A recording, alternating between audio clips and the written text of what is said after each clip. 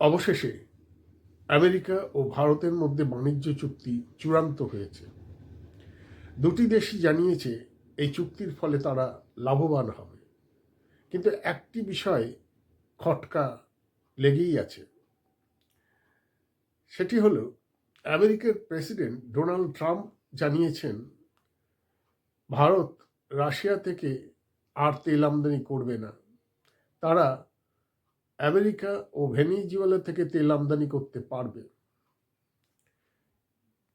America বোঝাতে চেয়েছে যে রাশিয়া থেকে ভারত তেল আমদানি না করার শর্তেই যেন এই চুক্তি সম্পাদন হয়েছে, যে কারণে ভারতীয় পণ্যে যে 50% শুল্ক চাপানো হয়েছিল তা 18% নামিয়ে আনা হয়েছে, যা প্রতিবেশী পাকিস্তান ও বাংলাদেশের চেয়েও কম।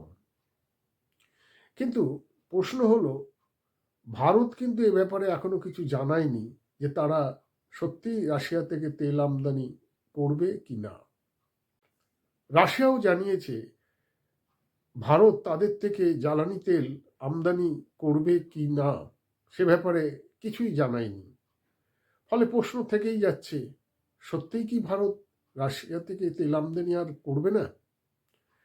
আর আমেরিকা ভেনেজুয়েলা থেকে জ্বালানি তেল আমদানি করলেও ভারতকে সেজন্য মূল্য কত দিতে হবে?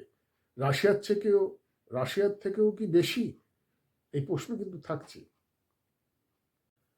রাশিয়া থেকে ভারত তেল আমদানি না করলে দুদেশের সম্পর্কই বা কোথায় গিয়ে দাঁড়াবে? ভারতের বড় বন্ধু দেশ হিসাবে পরিচিত রাশিয়া, অতীতে বিভিন্ন ক্ষেত্রে তার প্রমাণও মিলেছে।